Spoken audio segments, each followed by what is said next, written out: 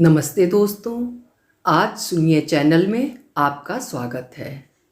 आज मैं अपनी प्रिय और नियमित श्रोता पूनम यादव जी के अनुरोध पर मालती जोशी जी की लिखी हुई कहानी प्यार के दो पल बहुत हैं सुनाने जा रही हूँ। तो शुरू करें कहानी। प्यार के दो पल बहुत हैं। स्वेटर हाथ में थामे हुए मैं कोई 10 मिनट से काउंटर पर खड़ी थी। लाल रंग की ज़मीन पर दौड़ते हुए सफ़ेद खरगोश की एक एक भंगिमा मुझे याद हो गई थी। उस डिज़ाइन का एक एक फंदा मेरे जहन में उतर गया था, परंतु सेल्समैन को मेरी ओर देखने की फुर्सत नहीं थी। दुकान के सारे अमले का ध्यान दुकान के मुख्य द्वार की ओर सिमट गया था। शायद किसी वीआईपी कस्टमर की आमद थी। लोग वहाँ बिछे जा रहे थे और मैं तथा मुझ जैसे सामान्य ग्राहक असहाय भाव से अपनी बारी की प्रतीक्षा कर रहे थे। धीरे धीरे मेरी असहायता खीज में बदल गई और मैंने तल्खी से कहा, भाई साहब क्या 1 मिनट इधर देखेंगे? मेरी आवाज़ शायद ज़्यादा ही ऊंची हो गई थी। वो एकदम सचेत हुआ और मुझसे मुखातिब होकर बोला, हाँ बोलिए मैडम। बोलना क्या है, घंटे भर से स्वेटर के दाम पूछ रही हूँ, आपको फुर्सत ही नहीं है। उस पर प्राइस टैग लगा हुआ है मैडम, आप चाहती तो इतनी देर में पढ़ सकती थी। मुझे अपनी भूल का एहसास हुआ। फिर भी अपनी झेप मिटाते हुए मैंने कहा, वो तो बताने वाली प्राइस है, देने वाली कीमत बोलिए। मैडम ये स्टोर है, गुमटी नहीं है, यहाँ मोल भाव नहीं होता। उसने जैसे मुझे मेरी औकात बता दी थी। एक तीखा सा उत्तर मेरी ज़बान पर आ गया था, पर उसे सुनने की फुर्सत ही नहीं थी। उसे किसी ने आवाज़ दी थी और पुलोवर्स का एक बंडल लेकर वो बीच वाले काउंटर पर चला गया था। मैं निरुपाय भाव से उसे देखती रह गई। बहन जी, मेरे बगल में खड़े एक सज्जन ने कहा, आप बेकार हलकान हो रही हैं। इस समय कोई आपकी ओर ध्यान नहीं देगा। दुकान में कलेक्टर की मिसेज आई हुई हैं। इस समय और किसी की पूछ परख नहीं होगी। क्या मतलब? क्या कलेक्टर की मिसेज ही पैसे देती हैं? हम लोग क्या सेंत मेत में खरीदते हैं? आप उल्टा बोल रही हैं।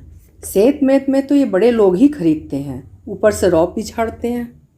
बाहर में जाए ऐसा रौब, मैंने कहा और पैर पटकते हुए बाहर चली आई। करीब दर्जन भर आंखें मेरी ओर घूम गई थीं। शायद उनमें मिसेस कलेक्टर की भी आंखें हों, पर मुझे परवाह नहीं थी। मैं तो इतना ताव में थी कि अपने बच्चे को भी भूल गई थी। बेचारा बबलू घिसटता हुआ मेरे पीछे पीछे चला आया था। मैं उसी तैश में सीढ़ियाँ उतर रही थी कि किसी ने पुकारा, आशु, अश्विनी। मैंने चौंक कर देखा। दुकान के लाउंज में सिगरेट के कश लेता हुआ एक सुदर्शन व्यक्ति खड़ा है। लोग हाथ बांधे उसके आसपास खड़े हैं। आशु, मुझे पहचाना नहीं? मैं रवि, मतलब रविशंकर माथुर, हमारे नए कलेक्टर। पेपर में पढ़ा तो था, पर पता नहीं था कि आप ही होंगे, मैंने मरियल सी आवाज़ में कहा। अच्छा, ये मैं, आप कब से हो गया? और सुनाओ, यहीं हो आजकल? और ये आपके साहबजादे हैं, द ओनली चाइल्ड? बरखुरदार, अपना नाम बताइए। और इनके पापा कहाँ हैं, क्या करते हैं? मुझे याद नहीं कि उसने और क्या क्या पूछा। मैंने कितने प्रश्नों के उत्तर दिए, कैसे दिए। बाद में लगा कि अच्छा होता कि उसकी किसी भी बात का जवाब न देती, सीधे पीठ फेर कर चली आती। उसके प्रजाजनों के सामने उसकी अच्छी किरकिरी होती। पर वो मुलाकात इतनी अप्रत्याशित थी कि उस समय तो मैं बौखला ही गई थी। वो तो मुझे अपनी पत्नी से भी मिलवाना चाह रहा था, पर मेरी जरा भी इच्छा नहीं थी। मिसेस कलेक्टर के सम्मान में अभी भीतर जो नाटक हो गया था, उसकी उसे जानकारी नहीं थी, पर उस औरत से सामना करने का मुझे ना हौसला था ना शौक ही था। कितनी हसरत से, कितनी हिम्मत जुटाकर शहर की उस सबसे महंगी दुकान में पाँव दिया था। इस बार तय कर लिया था कि अपने लाडले की 5वीं वर्षगांठ पर इसी दुकान से ड्रेस खरीदूंगी, पर सारा मूड हवा हो गया। मन तो हुआ था कि सीधे घर लौट जाऊं, पर बबलू साथ में जो था, उसको निराश करने की तो मैं कल्पना भी नहीं कर सकती थी। और उसे तो सिर्फ कपड़ों से मतलब था, खिलौनों से मतलब था। सस्ती महंगी दुकान से उसे कोई फ़र्क नहीं पड़ना था। लिहाजा अपने को ठेल कर मैं दुकानों में जाती रही। केक का ऑर्डर दिया, रिटर्न गिफ्ट के लिए चीज़ें खरीदी, नाश्ते का सूखा सामान लिया। फिर उसकी मनपसंद ड्रेस लेकर हम घर लौट आए। चलते चलते उसने एक गन की भी फरमाइश कर दी थी, सो वो भी पूरी करनी पड़ी। लौटकर खाना बनाने की ताकत नहीं थी, सो मैं पाव भाजी लेती आई थी। खाकर मैं तो निढाल होकर बिस्तर पर लेट गई। बबलू अपनी गन से कारगिल खेलता रहा। मैं मुग्ध भाव से उसका एकल अभिनय देखते हुए दुकान का अप्रिय प्रसंग भूलने की चेष्टा करती रही। बिस्तर पर लेटे लेटे जब मैंने अपने मन को ईमानदारी से टटोला तो पता चला दुकान में जो घटा था वो अप्रिय तो था पर अप्रत्याशित नहीं था। हम मध्यम वर्गीय खरीदारों को तो दुकानदारों के ऐसे तेवर झेलने की आदत होती है। मन में जो कसक रहा था वो कुछ और ही था। उसका सीधा संबंध रवि से था। आदरणीय रविशंकर माथुर जिलाधीश जी, जीवन के इस मोड़ पर टकराने की क्या ज़रूरत थी? एक वक्त था जब मैंने आपका साथ चाहा था, पर उस समय तो आप मुंह मोड़ गए थे।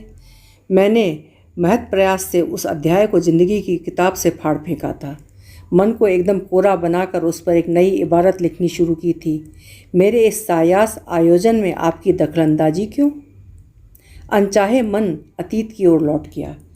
कितनी पुरानी बात थी, 20-22 साल तो हो ही गए होंगे, पर वो दंश, वो घाव जैसे आज भी उतना ही ताज़ा है। एमए प्रीवियस में पढ़ रही थी मैं। उस दिन फाइनल वालों का फेयरवेल डिनर था। बन संवर कर मैं ठीक 7 बजे हॉल पर पहुंच गई थी। कार्यक्रम की कंपेयरिंग मुझे ही करनी थी, मुझे और रवि को। हम दोनों ने जैसे कॉलेज के हर फंक्शन का ठेका ले रखा था, फिर ये तो हमारा अपना कार्यक्रम था। रवि, आ जाओ, थोड़ा स्क्रिप्ट की आउटलाइन बना लेते हैं। मेरी इस बात का जवाब दिया नरेंद्र ने। बोला, उससे क्या फेयरवेल स्पीच करवाती हो, बल्कि तुम्हें तो उसके लिए भी एक फेयरवेल नोट बनाना चाहिए। एक बुके उसके लिए भी मंगवाओ। मतलब मेरा यार दिल्ली जा रहा है। मैंने प्रश्नार्थक दृष्टि से रवि की ओर देखा। वो बड़े बेलौस अंदाज में बोला, हाँ आशु, नरेंद्र ठीक कह रहा है, मैं दिल्ली जा रहा हूँ। लेकिन क्यों? आईएएस की कोचिंग के लिए। छोटे चाचा आजकल वहीं हैं। उन्होंने कहा है कि आईएएस अगर करनी है तो यहाँ आकर कोचिंग लो। तो क्या परीक्षा नहीं दोगे? फाइनल होता तो शायद दे भी देता, पर अब 1.5 साल बर्बाद करने में कोई तुक नहीं है। ये 2 साल वहाँ लगा दूंगा तो ज़िंदगी बन जाएगी। मुझे और भी बहुत कुछ पूछना था, पर तभी छात्रों का एक हुजूम सा भीतर दाखिल हुआ और बात वहीं ख़त्म हो गई। बात क्या, मेरा तो पूरा मूड ही ख़त्म हुआ। उस दिन का सारा कार्यक्रम मैंने बड़े बेमन से निपटाया। रवि लेकिन बहुत खुश था, पूरे समय चहक रहा था। लोगों की बधाइयाँ ऐसे स्वीकार कर रहा था मानो सचमुच सिलेक्शन हो ही गया हो। मुझे उसके जाने का दुख ज़्यादा था या कि अपने अहम को ठेस पहुंचने का, ये मैं खुद ही नहीं तय कर पा रही थी। पर एक बात तय थी कि इतनी बड़ी खबर किसी तीसरे के मुख से सुनना मुझे अच्छा नहीं लगा था। 2 दिनों तक मैं उससे बात करने को तरसती रही, पर मौका ही न मिला। पता लगा टीसी आज निकलवाने में व्यस्त है, मतलब कि जाने की पूरी तैयारी हो चुकी है। मेरा तो कलेजा मुँह को आने लगा। तीसरे दिन मैंने उसे पकड़ ही लिया। हस्बे मामूल दोस्तों से घिरा हुआ था। चटर्जी सर का पीरियड था जिसे हम दोनों कभी मिस नहीं करते थे। उसे तो खैर अब कोई परवाह नहीं थी, पर मैंने उसकी खातिर वो पीरियड गोल कर दिया। सारा संकोच त्याग कर सीधे सामने जाकर खड़ी हो गई। रवि, जरा मेरे साथ लाइब्रेरी तक चल सकोगे ना? वो चौंक पड़ा, फिर संभल कर बोला, क्यों, आज क्लास में नहीं जाना है? नहीं, लाइब्रेरी में ज़रूरी काम है। वो मना नहीं कर सका। यार, लोग भी समझदारी से तितर बितर हो गए। चलो, उसने कहा और साथ हो लिया। मैंने सीधे कैंटीन की राह पकड़ ली। तुम तो लाइब्रेरी जा रही थी? नहीं, मुझे तुमसे कुछ ज़रूरी बातें करनी है और लाइब्रेरी में बात करना मना है। उसने शायद खतरे को भांप लिया, वहीं रास्ते में ठिठक कर खड़ा हो गया। बोलो, क्या बात है? बात यूँ खड़े खड़े नहीं हो सकती। कैंटीन न जाना चाहो तो यहीं कहीं घास पर बैठ लेते हैं, और प्लीज़ इस तरह बार बार घड़ी मत देखो। आज की गाड़ी से ही तो रिजर्वेशन नहीं है ना? वो झेप गया। फिर हम लोग चुपचाप चलते हुए कैंटीन तक आ गए। जैसा कि मैं जानती थी, इतनी सुबह वो लगभग खाली थी। हम लोग सबसे कोने वाली मेज पर जाकर बैठ गए। हाँ, अब बोलो, क्या बात है? उसने बेजार से लहजे में कहा। तो तुम जा रहे हो? हाँ। कितने दिनों के लिए? कह नहीं सकता, 2 साल 4 साल जितने भी लग जाएं। जो काम ठान लिया है उसे पूरा करके ही लौटना है। तब तक मैं क्या करूं? कर तो रही हो, प्रीवियस करो, फाइनल करो, चाहे तो पीएचडी कर लेना। वैसे भी लेक्चररशिप तुम्हारी तय है। पीएससी में भी तुम्हें कोई नहीं रोक सकता। तुम क्या सोचते हो, तुम्हें मैंने अपना कैरियर गाइड नियुक्त किया हुआ है? तो फिर मुझसे पूछने का मतलब क्या है? मैं ये पूछ रही हूँ कि मेरे लिए क्या सोचा है। वो ठठाकर हंस पड़ा। अरे, तुम तो एकदम वो परिणीता वाली मीना कुमारी की टोन में बोल रही हो। मुझे क्या करना होगा? उसने मीना कुमारी की नकल उतारते हुए कहा। वो अब भी हंसे जा रहा था, पर मैंने उसकी हंसी में साथ नहीं दिया तो चुप हो गया। मैंने कहा, यही समझ लो कि मैं परिणीता की मीना कुमारी की तरह ही पूछ रही हूँ, मेरे लिए क्या सोचा है? उसकी आंखें आश्चर्य से फैल गईं। आशु, आर यू सीरियस? क्या तुम सीरियस नहीं हो? सॉरी आशु, पर मैंने इस तरह से कभी सोचा ही नहीं था। We are just friends, good friends, no doubt, but just friends. तुम्हें अगर किसी तरह की गलत फहमी हो गई हो तो मुझे बड़ा दुख होगा। मैं अपने आप को कभी माफ़ नहीं कर पाऊंगा, लेकिन मैं सच कहता हूँ कि इस तरह की बात कभी मेरे मन में उठी ही नहीं। I think we are too young for such things. उसके बाद वो कब उठकर चला गया मुझे पता नहीं। मैं पत्थर की मूर्ति की तरह देर तक अपनी कुर्सी पर बैठी रही। मुझे सिर उठाते भी शर्म आ रही थी। लग रहा था जैसे यहाँ उपस्थित सभी ने मेरे अपमान का नाटक देख लिया है। इस कैंटीन के दरो दीवार भी मेरी फजीहत के चश्मदीद गवाह हैं। उसके बाद दोबारा मैं उस कैंटीन में पाँव रखने की हिम्मत नहीं जुटा पाई। उसके बाद मुझ में कॉलेज जाने का भी हौसला बाकी न था। पर प्रिपरेशन लीव ने मुझे उबार लिया। हफ्ता भर मैं बिस्तर में ही पड़ी रही। संगी साथी हालचाल पूछने भी आए तो किसी को भी मेरे झूठ पर शक न हुआ। मेरी शक्ल सचमुच 6 महीने के बीमार की सी निकल आई थी। चेहरे की सारी रौनक हवा हो गई थी। इसी दौरान हमारे ग्रुप ने रवि को एक फेयरवेल भी दे डाला।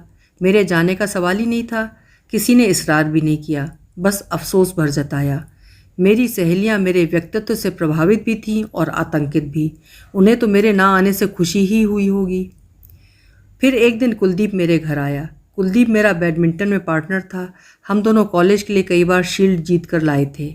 वो बड़ा ही खिलंदड़ा शरीर और हंसमुख इंसान था। पर उस दिन आया तो बड़ी संजीदा सी सूरत बनाकर सामने बैठा रहा।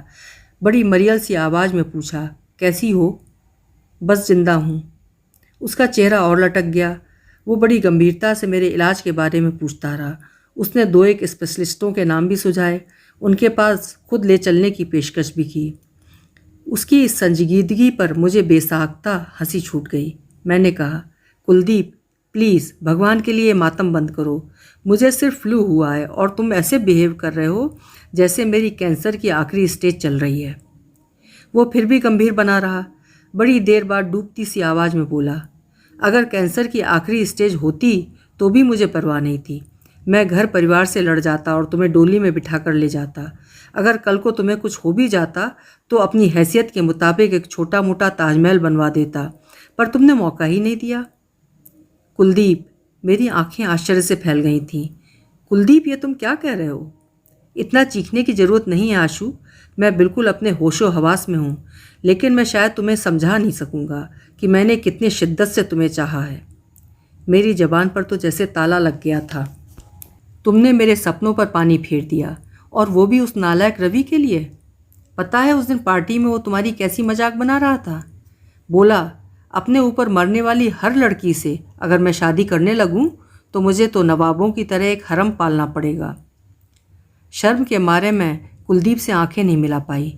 रवि पर तो इतना गुस्सा आ रहा था कि सामने होता तो मैं उसका मुंह नोच लेती। कुलदीप मेरा इतना अच्छा दोस्त था, पर मैं कभी उसके मन की था नहीं ले पाई थी। शायद इसी तरह रवि भी मेरे मन की बात नहीं जान पाया होगा, लेकिन इसका मतलब ये तो नहीं कि वो मेरी भावनाओं का इस तरह मखौल उड़ाता। मैंने एक साथ 2 दोस्त खो दिए थे। जिंदगी एकदम वीरान हो गई थी। पढ़ाई से जीव चट गया था। कोई मुनासिब सा बहाना मिलता तो मैं परीक्षा भी नहीं देती, पर मजबूरी थी। रिजल्ट देखकर मुझे कोई आश्चर्य नहीं हुआ, क्योंकि मैं जानती थी कि मैं क्या करके आई हूँ। पर घर वाले सख्ते में आ गए। पापा तो रीवैल्यूएशन की जिद पर अड़े थे। बड़ी मुश्किल से उन्हें मनाया जा सका। फाइनल तक आते आते मन का गुबार काफ़ी हल्का हो चला था। पढ़ाई भी मैंने जमकर की, पेपर्स भी ठीक ठाक ही दिए, पर पिछली कसर पूरी ना हो सकी। सारा कैरियर चौपट हो गया। रिजल्ट आते ही माँ ने हल्ला मचाना शुरू किया तो पापा भी चेते। उन्होंने ज़ोर शोर से वर शोधन शुरू कर दिया। बेचारे कहाँ कहाँ से मेरे लिए रिश्ते ढूंढ कर लाते थे। मैं हर एक में अपने सपनों का राजकुमार खोज रही थी, पर निराशा ही हाथ लगती थी। कुछ लोगों ने स्वयं ही मुझे नकार दिया। उनकी दृष्टि में मेरी शैक्षणिक योग्यता उनके अनुरूप नहीं थी। एक जगह लगा कि बात लगभग तय सी है। व्यक्ति सुदर्शन था, नौकरी भी अच्छी खासी थी। भाभी ने जरा डांट कर ही ताकीद कर दी थी कि नखरे मत करना, ऐसे लड़के रोज रोज हाथ नहीं आते। चाय के दौरान उन सज्जन ने पूछा, आप नाटकों में काम करती हैं? हाँ, कॉलेज में अक्सर किया है। अभिजीत को जानती हैं? हाँ, हम दोनों ने 1-2 प्लेस साथ में किए हैं। फिर तो वो आदमी ऐसे चुप हो गया जैसे मुंह में जबान ही ना हो। जाते जाते भैया से कह गया कि हमारे भरोसे ना रहें। बाद में पता चला कि यहाँ आने से पहले अभिजीत वर्मा ने उसे मेरे बारे में काफ़ी कुछ बताया था। वो काफ़ी कुछ क्या था पता नहीं, पर वो मनगढ़ंत तो था ही। बाद में पता चला कि मैं एक मेधावी छात्रा थी, अच्छी वक्ता थी, उत्तम खिलाड़ी थी। बीए फाइनल में मैंने सर्वोत्तम छात्रा का खिताब भी जीता था। मेरी लोकप्रियता पर मुझे और परिवार वालों को नाज था, पर अब उसी का नकारात्मक पहलू सामने आ रहा था। हमारा समाज इतना खुलापन, इतनी लोक मान्यता बर्दाश्त नहीं करता। शादी के मामले में तो बिल्कुल ही नहीं। मुझे एकाएक उन आयोजनों से, उस चर्चा से वितृष्णा हो गई। मैंने बीएड करने की ठान ली। उन दिनों प्रवेश परीक्षा का चक्कर नहीं था, मुझे आसानी से प्रवेश मिल गया। बीएड के बाद सरकारी नौकरी मिलने में भी दिक्कत नहीं हुई। पहली पोस्टिंग इसी सुदूर कस्बे में हुई थी। माँ की इच्छा थी कि मैं किसी स्थानीय स्कूल में नौकरी कर लूँ। पैसा कम मिलेगा तो क्या, अलग गृहस्थी का खर्च भी तो बचेगा। शादी के लिए दौड़ धूप करने में भी आसानी होगी। इसी दौड़ धूप से तो मैं बचना चाहती थी। मैंने सरकारी नौकरी की जिद नहीं छोड़ी। पापा थे तब तक मेरे स्थानांतरण के लिए हाथ पैर मारते रहे। 2 साल बाद उनकी भी मृत्यु हो गई। माँ मेरे पास आ गई। शादी का प्रसंग टलता चला गया। मम्मा पापा कब आएंगे? बबलू मेरे गले में अपनी दोनों बाहें डालकर पूछ रहा था। मैं एकदम चौंक कर उठ बैठी। मेरी शादी का प्रसंग टला कहाँ? उसका उपसंहार तो अब यहाँ सामने बैठा हुआ है। बताओ ना मम्मा, पापा कब आएंगे? मैंने घड़ी की ओर देखा। बाप रे, 11:15 हो रहे थे। 11 बज रहे हैं बेटा, तुम अभी सोए नहीं? मैं पापा के पास सोऊंगा। पापा तो सुबह आएंगे बेटे, अभी तो बस में बैठे होंगे। तुम सुबह उठोगे ना, उससे पहले ही वे पहुंच जाएंगे। प्रॉमिस? नींद से बोझिल पलकों को झपकाते हुए उसने पूछा। प्रॉमिस, मैंने कहा। मेरी ओर से आश्वस्ति पाते ही उसने पलकें मूंद लीं। थोड़ी देर में उसकी नाक बजने लगी। मैंने बड़े विश्वास के साथ पापा की ओर से प्रॉमिस कर दिया था, क्योंकि जानती थी कि वे अपने बेटे के जन्मदिन पर जरूर आएंगे, भले ही उन्हें बॉस से लड़ जाना पड़े। घर परिवार को समर्पित औरतें तो बहुत मिल जाती हैं, पर पुरुष बिरले ही नजर आते हैं। खासकर उनका बच्चे के प्रति ममत्व तो अगाध है। उसकी तुलना में मैं 19 ही बैठती हूँ। उनका अपना परिवार बहुत जल्दी बिखर गया था, इसलिए ये इतने भावुक हैं। 10 वर्ष की उम्र में माँ को और 14 वर्ष की आयु में पिता को खोकर इन्हें बहन की शरण में जाना पड़ा। बहन तो अपनी थी, स्नेहमयी थी, पर उस परिवार में वे कभी सहज न हो सके। उनके जीजाजी ने उन्हें कभी ये भूलने नहीं दिया कि वे दूसरों की रोटियों पर पल रहे हैं। जीजाजी हमेशा अपने स्वर्गीय सास ससुर को कोसते ही रहते कि इतनी बड़ी जिम्मेदारी तो सौंप गए, पर खर्चने के लिए एक फूटी कौड़ी भी नहीं छोड़ी। इन्होंने किसी तरह ग्रेजुएशन तक सब्र किया, फिर जो पहली नौकरी हाथ लगी पकड़ ली और घर छोड़ दिया, पर जहाँ भी रहे आधा वेतन बहन को बराबर भेजते रहे।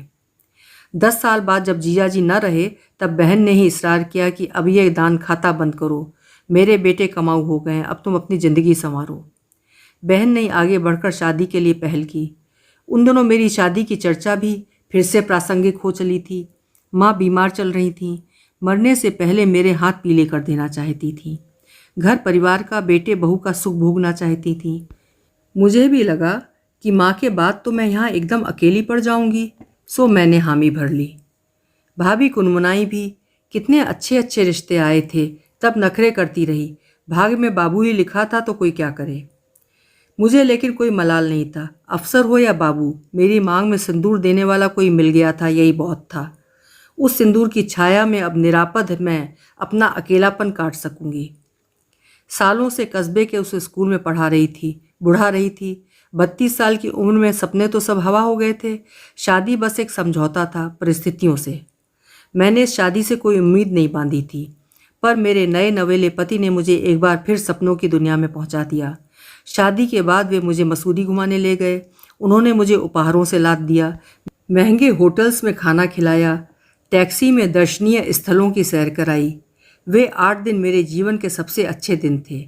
मैं खूब एंजॉय कर रही थी, पर मन में एक बात बार बार उठ रही थी कि इतनी साधारण सी नौकरी वाला ये शख्स इतना शाह खर्च कैसे है। जरूर कोई ऊपरी आमदनी का जरिया होगा। पर वो समय इतनी ऊंच नीच सोचने का नहीं था, हर क्षण को भरपूर जी लेने का था। पर हर सपना कभी ना कभी तो टूटता ही है। हमारी छुट्टियां भी समाप्त होने को थीं। नौकरी पर लौटने से पहले पति का घर देखने की इच्छा हुई। क्योंकि शादी तो ननद जिज्जी के घर से ही हुई थी। असली ससुराल तो वही थी जहाँ पतिदेव का निवास था। छुट्टी के आखिरी 2-3 दिन हमने वहीं बिताए। उस रात मैंने खाना बनाया तो वे अपलक मुझे ताकते रहे। खाना खाते समय इतनी तारीफ की कि मैं संकोच से गड़ ही गई। कहा भी कि आपको इतना आश्चर्य क्यों हो रहा है, मैं तो सालों से खाना बना रही हूँ। हर हिंदुस्तानी लड़की कम से कम दाल चावल सब्जी रोटी तो बना ही लेती है। फिर भी वे उसी तरह अभिभूत बने रहे। सुबह जब बिस्तर में चाय दी तो हर्ष और विस्मय से उनकी आंखें छलक रही थीं। मुझे लगा कि अब चाय की तारीफ में भी कसीदे पढ़े जाएंगे, पर जब बड़ी देर तक कोई बात नहीं हुई तो मैंने चौंक कर देखा। वे चाय का कप हाथ में थामे मुझे एकटक देख रहे थे। मैं कमरा साफ कर रही थी। झाड़ू रोक कर मैंने पूछा, ऐसे क्या देख रहे हैं? मैं सोच रहा हूँ कि जो हाथ बैडमिंटन की रैकेट थामने के लिए बने थे आज झाड़ू लगा रहे हैं। बैडमिंटन? मेरे मुंह से अनायास ही एक उसास निकल गई। पता नहीं कितनी पुरानी बात हो गई है, अब तो याद भी नहीं आता कि कभी खेलती थी। यही तो मैं कह रहा हूँ, तुमने गलती की जो खेलना छोड़ दिया। चाहती तो किसी बैंक वगैरह में आसानी से जॉब पा जाती। वे लोग तो स्पोर्ट्समैन को हाथों हाथ ले लेते हैं। कुलदीप ही तो लग गया था शायद कैनरा बैंक में, अब तो बड़ा अफसर बन गया होगा। आप कुलदीप को जानते हैं? हाँ, मैं तो सबको जानता हूँ। कुलदीप, अभिजीत, रविशंकर, असलम, कविता, सुलेखा। पता है वो सुलेखा एक बार इटारसी में मिली थी, बाप रे क्या मोटी हो गई है। आप इन सबको कैसे जानते हैं? उन्होंने कोई उत्तर नहीं दिया। चाय का कप तिपाई पर रखकर वे उठे। एक बड़ी सी ट्रंक में से उन्होंने एक फ़ोटो निकाला और मेरे सामने कर दिया। फ़ोटो बहुत पुराना था पर मैं पहचान गई। वो हमारा बीए का ग्रुप फ़ोटो था। सामने की पंक्ति में हम 8 लड़कियां थीं। रजनी, सुलेखा, शाहीना, मैं, करुणा, गीता, पूनम और कॉलेज की ब्यूटी क्वीन सुगंधा। आपके पास ये फ़ोटो? मेरी बात पूरी होने से पहले उन्होंने अपनी उंगली एक बिंदु पर रख दी। तीसरी या चौथी पंक्ति में वो थे। तब चेहरा इतना भरा हुआ नहीं था पर मैं पहचान गई। आप हमारी क्लास में थे? मेरे आश्चर्य का अंत न था। हाँ, लेकिन सिर्फ जनरल इंग्लिश की क्लास में ही। हम लोग साथ बैठते थे, शेष सब्जेक्ट्स तो अलग अलग थे ना। पर मुझे तो याद नहीं आ रहा। कैसे याद आएगा, पूरे 85 लोगों की क्लास थी और सारे वक्त शोर ही होता रहता था। कैसे कैसे तो लोग पढ़ाने आ जाते थे। सक्सेना सर, अवस्थी सर, बस रोल कॉल होने तक लोग क्लास में बैठते थे, बाद में तो कोई उनकी सुनता ही नहीं था। और वो पाठक सर की तो तुम लोग क्या गद बनाते थे, आपको ये भी याद है? हाँ, बैंक बेंचर्स और करते क्या हैं, केवल मज़े ही तो लेते हैं। मुझे वो जनरल हिंदी के पीरियड्स, वो खचाखच भरी क्लास, वो शोर, वो फिक्रे, सब कुछ याद आ रहा था। स्मृति के उपवन में अचानक असंख्य चेहरे खिल उठे थे, पर उनमें ये चेहरा कहीं नहीं था। मुझे आप याद क्यों नहीं आ रहे हैं? मैंने तड़प कर कहा।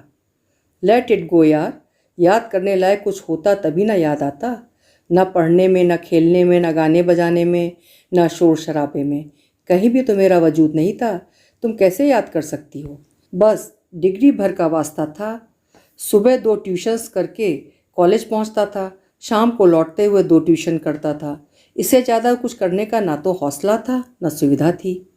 आप मुझे जानते थे? कौन नहीं जानता था? तुम तो you were pride of our college. तुम, रवि, कुलदीप, सुगंधा, तुम सब पर तो कॉलेज को नाज था। तुम तो बल्कि ऑलराउंडर थी। कभी कभी तो रश्क भी होता था, ईश्वर एक ही व्यक्ति को इतना सब कुछ कैसे दे देता है। हम ही लोगों ने कभी बात नहीं की। एक आध बार की थी शायद इलेक्शन के वक्त, या फिर डिबेट के बाद तुम्हें कॉन्ग्रेचुलेट किया था, ठीक से याद नहीं। पर मुझे याद क्यों नहीं आ रहा है? कैसे आएगा? तुम्हारे आसपास तो उन दोनों इतनी भीड़ हुआ करती थी। मैंने कितनी मुश्किल से हिम्मत जुटाई थी, मैं ही जानता हूँ।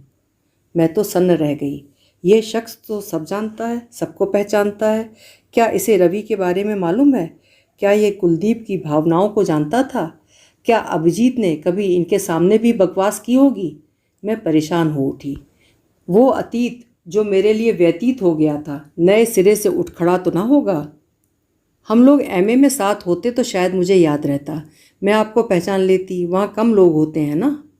अरे एमए कहाँ से करता, बीए करने के तो लाले पड़े हुए थे।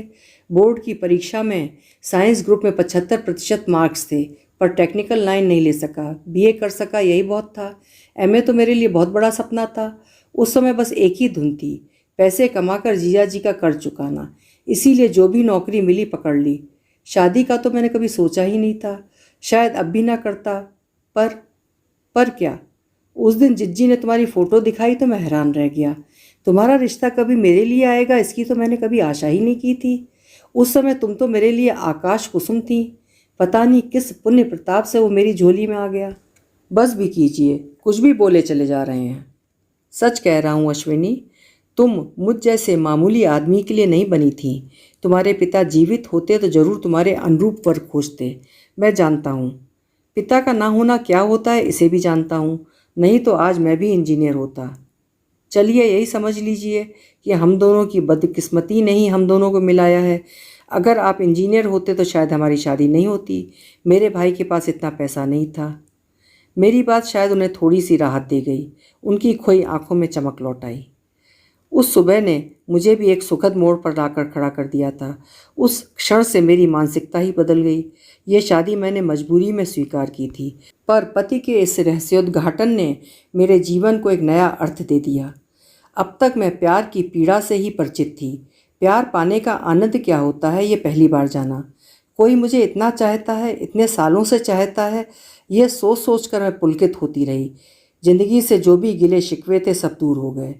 इस नई अनुभूति ने मुझे एक नई जीवन दृश्य दी। मेरे मन में उस गृहस्थी के प्रति एक ममत्व, एक अपनत्व सा जाग उठा। 2 दिनों तक लगातार खटकर मैंने उनके ब्रह्मचारी आश्रम की काया पलट कर दी। सारे घर को धो पोंछ कर चमका दिया। किचन को जरा तरतीब दी। जो भी सामान था करीने से लगाया। बिस्तर पर नई कढ़ाई वाली चादर बिछा दी। खिड़कियों के लिए नए पर्दे, कुर्सियों के लिए नए कुशन खरीदे। पाँव पोछ तक मैंने बदल डाला। वे विस्मय विमुग्ध नज़रों से मुझे देखते रहते, जैसे उन्हें अपनी आंखों पर, अपने भाग्य पर विश्वास ना आ रहा हो। जाने से पहले धोबी घाट लगाकर मैंने उनके सारे कपड़े धो डाले, खुद बैठकर प्रेस किए। कपड़े रखते हुए संदूक की तलहटी में रखी पासबुक पर मेरी नज़र पड़ी। उत्सुकतावश मैंने उसे उठा लिया। मन में एक अपराध बोध तो था, पर मैंने मन को समझा लिया कि यह किसी तीसरे व्यक्ति की तो नहीं है, मेरे पति की पासबुक है। उसे खोलने का मेरा हक बनता है। खोल कर देखा, मात्र 500 शेष थे। पिछले 1.5 महीने में करीब 50,000 की राशि समय समय पर निकाली गई थी। जाहिर है शादी का जो भी थोड़ा बहुत खर्च था इन्होंने ही किया होगा, और मसूरी की वो शाही ट्रिप। मैं तो पता नहीं क्या सोच बैठी थी। ये तो घर आकर पता चला कि ये आदमी कितना फटेहाल है। न रसोई में 4 बर्तन थे, न ढंग की 4 कुर्सियाँ थीं, न कपड़ों के लिए अलमारी थी, न फ्रिज था। एक ब्लैक एंड वाइट टीवी जरूर था। फिर भी उस घर से एक रिश्ता जुड़ गया था। जाते हुए मन उदास हुआ आया था, पर जब इनका भी बैग तैयार होने लगा तो मैं चौंकी। आप कहाँ चल दिए? तुम्हें टैक्सी में अकेले कैसे भेज दूँ? पर टैक्सी में जाने की ज़रूरत क्या है, इतनी बसें तो चलती हैं। चलो अच्छा, बस में ही चलते हैं। नहीं, आप नहीं जाएंगे। बेकार छुट्टियां बर्बाद करने से क्या फ़ायदा। अभी तो साल भर तीज त्यौहार चलते रहेंगे, आना जाना लगा रहेगा, फिर परेशानी होगी। नहीं, आप साथ नहीं आएंगे। कल ही ज्वाइन किया है, आज फिर छुट्टी लेंगे, अच्छा लगेगा? बड़ी मुश्किल से मैंने उन्हें रोका। तब से बराबर रोकती ही आ रही हूँ। हर बात पर टोकती रहती हूँ, बार बार जताती रहती हूँ कि मैं कोई विशिष्ट अतिथि नहीं हूँ, आपकी पत्नी हूँ। हर बार मेरे लिए किसी विशेष आयोजन की ज़रूरत नहीं है। उनके उफनते उत्साह को बांधना बहुत मुश्किल काम है, पर यह कठोर कर्तव्य मुझे हर बार करना पड़ता है। जैसा कि मैंने बबलू को प्रॉमिस किया था, ये सुबह 5 बजे ही लदे फंदे पहुंच गए थे। मिठाई, खिलौने, ड्रेस, बबलू की तो ऐश हो गई थी। फिर हम दोनों ने मिलकर घर सजाया, रिटर्न गिफ्ट्स तैयार किए, बच्चों के लिए छोटे छोटे गेम्स तैयार किए। बीच बीच में मेरा रसोई में और इनका बाजार में चक्कर लगता रहा। 5 बजे सब कुछ एकदम तैयार था। 6 बजे से बच्चे आना शुरू हो गए। 9 बजे तक हंगामा चलता रहा। हम दोनों बच्चों को देख देख कर खुश होते रहे। बबलू के जन्मदिन पर हर साल ऐसा ही हंगामा होता है। उस समय वे किसी की नहीं सुनते। मुझसे कहते, देखो तुम्हारे हर बात को मैं मान लेता हूँ, पर इस काम के लिए टोका मत करो। साल में एक बार मुझे अपने मन की सी कर लेने दो। मेरे बहुत से अरमान हैं, उन्हें खुलकर निकल जाने दो। उनका अतृप्त बचपन कभी उनका पीछा नहीं छोड़ता था। रात बबलू अपने उपहार खोलने में व्यस्त था और मैं बिखरा घर समेट रही थी। मैंने देखा ये जूते बांध रहे हैं। क्या निकल रहे हैं? और क्या, ऑफिस में ऑडिट चल रहा है। बड़ी मुश्किल से बॉस को एक दिन के लिए पटा कर आया हूँ। हमारी बातचीत से बबलू का ध्यान बटा। वो दौड़ कर आया और पापा के गले में झूलता हुआ बोला, पापा आप फिर जा रहे हैं? गंदी बात। आप अपना ऑफिस यहाँ क्यों नहीं ले आते? ले आएंगे बेटा, भगवान ने चाहा तो दिवाली तक मेरा ऑफिस यहीं आ जाएगा। मतलब? मैंने पूछा। मतलब कुछ नहीं, ट्रांसफ़र के चांसेस हैं। पिछला खड़ूस बॉस चला गया है ना, ये नया वाला ज़रा कंसीडरेट है। उसने एप्लीकेशन फॉरवर्ड कर दी है, अब देखो कब तक होता है। आप एप्लीकेशन वापस ले लीजिए। क्यों? बड़ी मुश्किल से तो। नहीं, मेरी इच्छा नहीं है। वे कुछ क्षण तक मुझे घूरते रहे। उनके चेहरे पर कई रंग आए और गए। मुझे डर लगा कहीं वे कुछ गलत ना सोचने लगें, इसीलिए जल्दी से स्पष्टीकरण दे डाला। सुनिए, वो अपनी क्लास में रवि माथुर था ना, वो यहाँ कलेक्टर बनकर आ गया है। तो मैं नहीं चाहती आप अपने क्लास फेलो के मातहत काम करें। पागल हुई हो? कलेक्टर से भला मेरा क्या लेना देना? फिर भी वो जिले का राजा होता है, कभी भी सामना हो सकता है। इस हिसाब से तो तुम भी उसकी प्रजा में शुमार हो, तो तुम अपना ट्रांसफ़र करा लो। फिर कल को उसकी वहाँ पोस्टिंग हो गई तो फिर कहीं चल देंगे। बबलू बारी बारी से हम दोनों के चेहरे देख रहा था। जब उसके पल्ले कुछ नहीं पड़ा तो वह वापस जाकर खिलौनों में उलझ गया, पर उसका ध्यान उचट गया था। वो बार बार नज़र उठाकर हमें देख रहा था, हमारी बातें समझने की चेष्टा कर रहा था। अश्विनी, वे गंभीर स्वर में बोले, मैं इसलिए हमेशा कहता हूँ कि ये मास्टरी तुम्हें फबती नहीं। तुम एक बाबू की बीबी बनने लायक नहीं हो, तुम्हें तो किसी अफसर की बीबी बनना चाहिए था। देखिए, अगर मेरे भाग्य में अफसर की बीबी बनना लिखा होगा तो किसी दिन आप भी बड़े अफसर बन जाएंगे, पर भगवान के लिए बार बार ऐसी बातें मत किया कीजिए। वे एक फीकी हंसी हंस दिए। मेरी तो कभी कोई महत्वाकांक्षा नहीं रही, पर तुम्हारे लिए ज़रूर लगता है काश मैं कोई कायदे का आदमी बन पाता। कायदे के आदमी और कैसे होते हैं? मैंने उनके कंधे पर सिर रखकर कहा। हमें उस मुद्रा में देखकर बबलू भी पास खिसक आया था। मैंने उसे थपथपाते हुए कहा, एक फूल सा बच्चा, एक प्यार करने वाला पति। सच मानिए, औरत को इससे अधिक कुछ भी दरकार नहीं होता। अभी आप सुन रहे थे मालती जोशी जी की एक बेहद भावपूर्ण और खूबसूरत कहानी, प्यार के दो पल बहुत हैं। आशा करती हूँ आपको भी पसंद आई होगी। फिर मिलेंगे। आपका समय शुभ हो, मंगलमय हो।